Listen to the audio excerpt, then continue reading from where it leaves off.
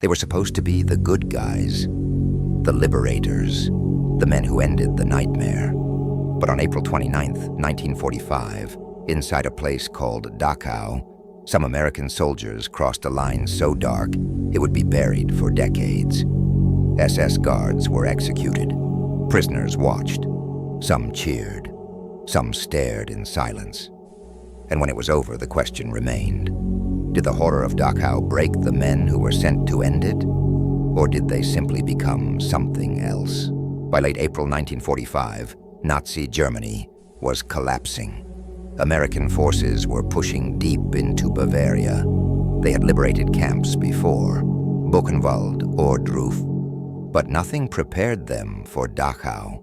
Dachau wasn't a death camp like Auschwitz. It was worse in another way. It was a factory of slow destruction. More than 200,000 prisoners had passed through its gates. Political dissidents, Jews, clergy, resistance fighters, people who had become inconvenient. When the 45th Infantry Division and elements of the 42nd Rainbow Division approached Dachau, they encountered a train, a rail line. On it, 39 boxcars. Inside, more than 2,000 dead bodies, starved, decomposing, stacked so tightly they had collapsed into each other. Men who had been alive just days before. This was the first thing the Americans saw. Not barbed wire, not guard towers, but a freight train of corpses. Veterans would later say it didn't feel like war anymore. It felt like stepping into a crime, scene so vast it broke the human mind.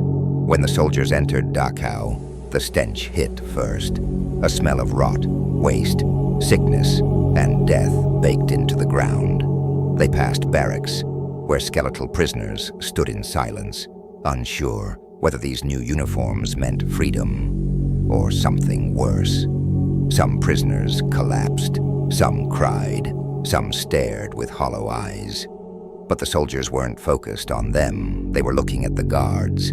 SS men still stood inside the camp. Some surrendered. Some tried to blend in. Some were captured by American patrols. These weren't faceless enemies in the distance. These were men who had just been caught standing inside hell. Men who had run this place. Men who had signed the paperwork, held the whips, ordered the starvation.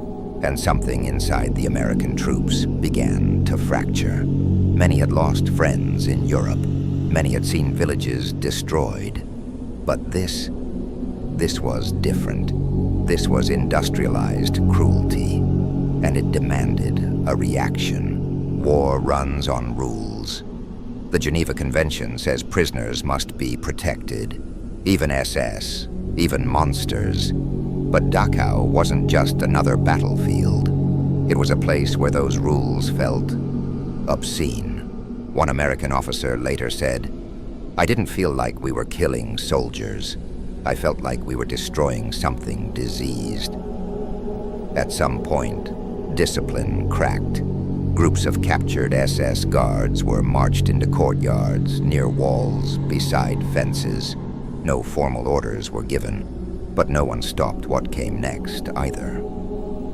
Shots rang out. Guards fell. Some were killed in small groups, some in clusters. It wasn't organized. It wasn't chaotic either. It was something worse. It was permission through silence.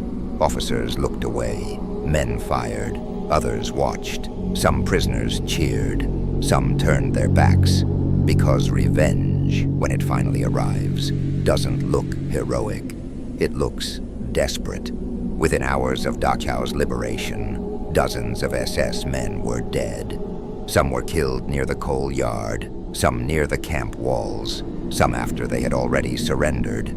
The numbers are still debated. Some say 30, some say 50, some say more. What's not debated is this: American soldiers committed war crimes that day. Not because they were evil, but because the psychological weight of Dachau crushed the last restraint they had. These men were not executioners by training.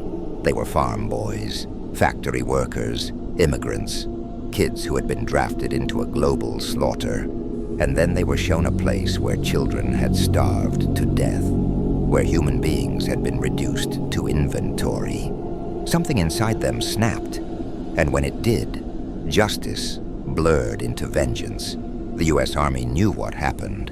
There were investigations, reports, testimonies, but no American soldier was ever seriously punished for Dachau. The war was ending, Germany was collapsing, and the world was only beginning to understand what had been uncovered. The official conclusion: the killings were understandable. That word still echoes. Understandable, not justified, not legal, but human. And that's the real horror of Dachau. Not just what the Nazis did, but what their crimes did to everyone who walked through those gates afterward.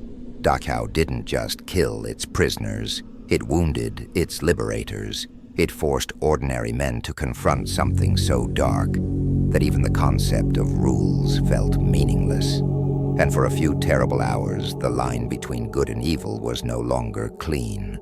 It was blurred by grief, by rage, by the unbearable weight of what had been seen.